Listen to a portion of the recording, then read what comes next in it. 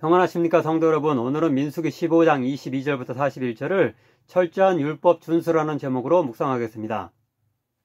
15장 전반부에 이어 오늘 후반부 말씀은 길고 긴 광야 기간 동안 이스라엘 백성에게 율법을 철저히 준수하는 훈련을 할 것을 명령하고 있습니다. 대표적으로 율법을 상징하는 것으로서 옷단에 다는 장식용 실인 술에 관한 내용인 본문의 결론부 39절부터 41절입니다. 이 술은 너희가 보고 여호와의 모든 계명을 기억하여 준행하고 너희를 방종하게 하는 자신의 마음과 눈의 욕심을 따라 음행하지 않게 하기 위함이라. 그리하여 너희가 내 모든 계명을 기억하고 행하면 너희의 하나님 앞에서 거룩하리라. 나는 여호와 너희 하나님이라. 나는 너희의 하나님이 되려고 너희를 애굽 땅에서 인도해 내었느니라. 나는 여호와 너희의 하나님이니라. 출애굽기 19장을 보면 하나님께서 이스라엘 백성을 출애굽시키신 후 3개월 후 시내산에서 모세를 통해 그들과 언약을 맺으실 때에 그들이 제사장 나라가 되며 거룩한 백성이 될 것이라고 말씀하셨는데요. 그렇게 되도록 하기 위해서 출애굽기 20장 이하로부터 레위기까지 그들이 지켜야 할 십계명을 비롯한 많은 율법들을 주셨습니다. 바로 그 이미 주신 율법들에 대한 준수 훈련을 이 광야 기간 동안 할 것을 지시하고 계신 것입니다. 그런데 여기서 주목할 점은 단지 15장에서 부연 설명되는 몇 가지 율법만이 아니라 모든 율법을 지켜야 한다는 사실입니다. 즉 몇몇 계명이 아니라 모든 계명을 기억하고 준행하라고 두 번이나 본문의 끝부분에서 언급되고 있습니다. 이런 모든 율법에 대한 철저한 준수 훈련을 잘 했을 때 비로소 출애굽의 은총을 베푸신 하나님이 또한 그들에게 가나안 땅까지도 안전하게 인도해 주실 것임을 방금 인용한 그 끝절인 41절은 암시하고 있다고 볼 수 있습니다. 이렇게 모든 계명을 준수할 것을 본문이 교훈하지만 본문에는 그 중에서도 특별히 두 가지 율법, 즉 속죄제와 안식일에 관한 율법이 나오는데요. 이제 이 두 가지를 차례로 살펴보도록 하겠습니다. 첫째로 22절부터 31절은 속죄제에 대한 규정입니다.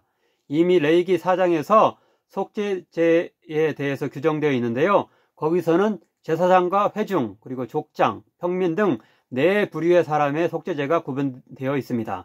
여기서는 그중 두 가지, 곧 회중과 평민에 대한 속죄제가 부연 설명되고 있습니다. 먼저 부지 중에 비고의적으로 회중 전체적으로 어떤 죄를 범했을 경우 이 속죄제라는 것은 고의적으로 저지른 죄가 아니고 이렇게 비고의적으로 자기도 모르게 지은 죄에 대해서 이렇게 이 제사를 통해 용서받을 수 있는 거고, 이렇게 고의적으로 죄를 지었다 하면 그거에 대한 처벌은 마땅히 받고 이렇게 제사로 이렇게 속죄될 수 없다는 것도 그렇게 알면 좋을 것 같습니다.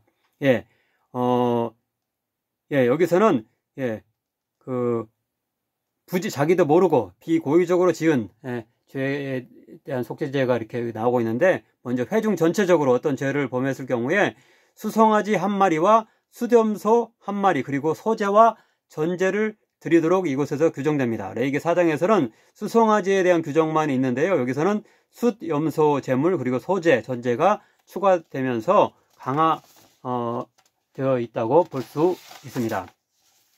평민 개인에 대한 규정은 레위기와 거의 같은데요. 약간 다른 점은 레위기에서는 흠없는 암염소인 반면에 여기서는 일련된 암염소라고 보다 구체적으로 이렇게 암염소의 어떤 종류에 대해서 이렇게 밝히고 있습니다.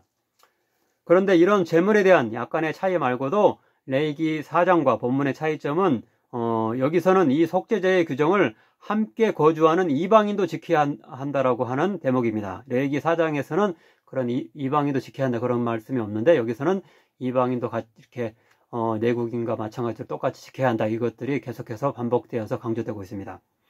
26절, 29절, 30절은 세 번이나 반복적으로 본토인뿐만 아니라 타국인도 준수해야 한다는 것을 말씀하고 있습니다. 29절만 인용하면 다음과 같습니다. 이스라엘 자손 중 본토 소생이든지 그들 중에 거류하는 타국인이든지 누구든 부지 중에 범죄한 자에 대한 법이 동일하거니와. 아마도 이것은 광야 생활 중 그리고 가나안 정착 후에 이방인이 더 많이 유입될 상황에서 이방인들의 악영향을 차단하기 위해서 새롭게 추가되는 규정이라고 할 수 있습니다. 다음으로 32절부터 36절은 안식일에 대해서 새롭게 규정하는데요. 즉 출애굽기 20장의 10계명 중 안식일에 대한 일반적 규정에 더하여서 출애굽기 31장을 보면 안식일 법을 지키지 않으면 사형에 처해져야 한다라고 이렇게 말씀하고 있고요. 출애굽기 35장에서는 안식일에 집에서 불을 피우는 그런 일을 하는 것까지 사형죄에 해당한다고 이렇게 또 밝히고 있습니다. 근데 여기서는 추가적으로 광야 생활 중에 안식일에 나무를 베는 일, 나무를 이렇게 땔감을 마련하기 위해서 나무를 베는 일도 안식일을 범하는 죄로 간주되어서 그 범죄자는 온 회중에 의해 돌로 쳐 죽여지는 이렇게 벌을 받아야 한다라고 규정하고 있습니다. 아마도 광야 생활 중에 나무가 요긴한 물건이었기 때문에 자주 안식일에도 나무를 사람들이 수집하려고 했기 때문에 이러한 새로운 법이 이렇게 보완되었을 것입니다.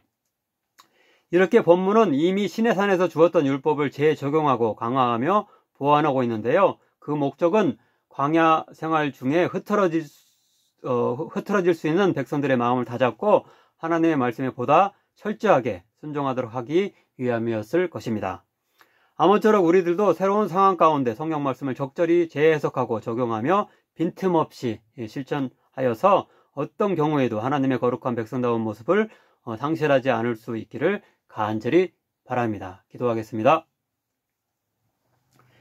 사랑의 하나님, 이스라엘 백성이 긴 광야 방랑 생활 가운데 율법을 철저히 준수하는 훈련을 하도록 지시하시는 이야기를 듣게 하시니 감사드립니다.